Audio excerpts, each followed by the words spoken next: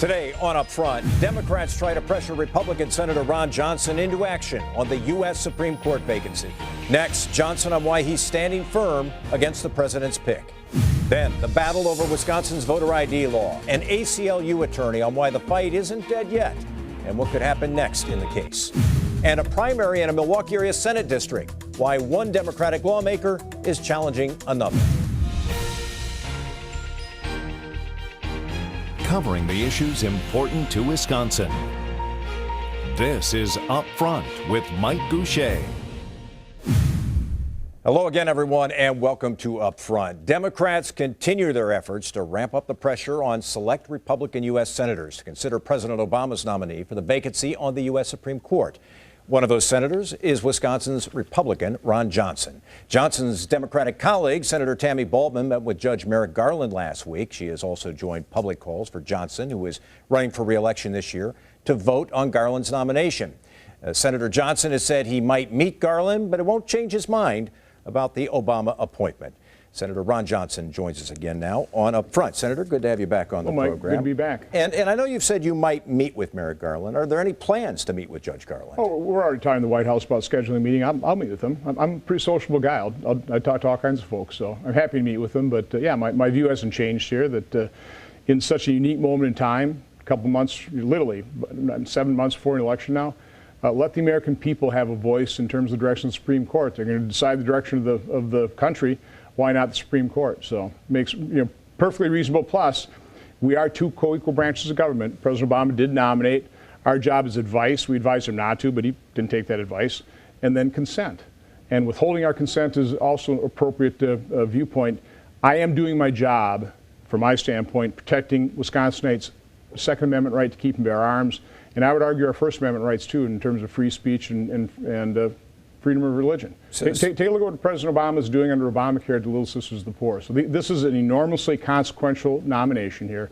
It will definitely flip the Supreme Court if we have Judge Garland confirmed, so we're not going to allow that to happen. So to those who say you're being an obstructionist here, you say? No. I'm doing my job. My job is advice and consent.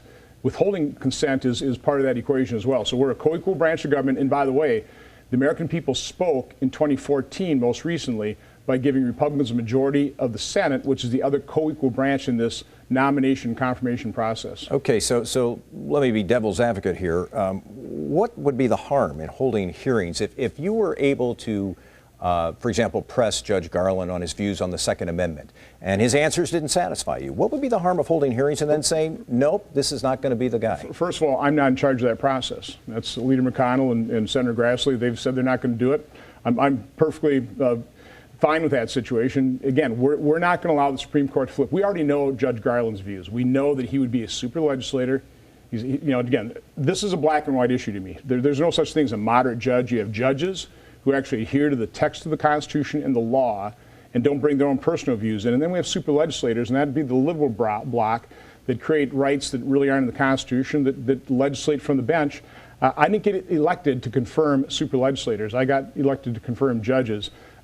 Judge Garland would be a super legislator. So no hearings and no votes. That's your position. Well, that's Leader McConnell and Chuck Grassley's position, so it's not going to happen. So you agree with that, though? So face the reality.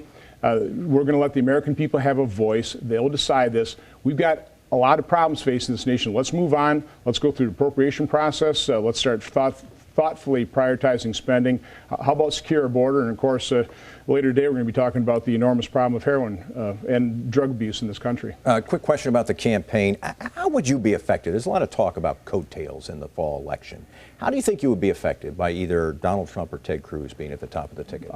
I'm not a political pundit. I'm a manufacturer from Oshkosh, Wisconsin, so I really don't know. My own goal, I was really laid out by Speaker Gingrich when he was talking to me. He said the only reason Harry Truman ever became president is because he was outperformed by 6 Senate Democrats in their state. So that's just my own personal goal, tap into the grassroots effort here in Wisconsin. And I think the primary results are pretty promising. There were 1.1 million Republicans came out to vote for that primary, only 1 million Democrats, and they were both some pretty heated contests. So I'm encouraged. We got a very strong grassroots effort here, and I've got a good story to tell. Our Joseph Project, using inner city churches here in Milwaukee to connect people with the opportunities that exist.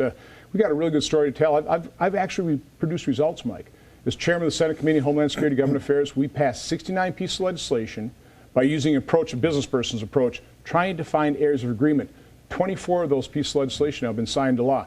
I bet you didn't know that. Mm-hmm. Do you see yourself as an underdog in this race? I think it's a dead even race. I think we'll go right down to the wire. Yeah, it always has been. That's certainly my internal polls have been showing us that. It was nice that Marquette finally had to do a screen on the election screen prior to the primary. So it's a dead even race. I think even Senator Feingold acknowledges that. I want to talk about an issue that's emerging in this race, and this is the heroin and opioid epidemic in this country. You held a hearing along with Senator Baldwin, bipartisan, interestingly, a hearing in Pewaukee on Friday to talk about this.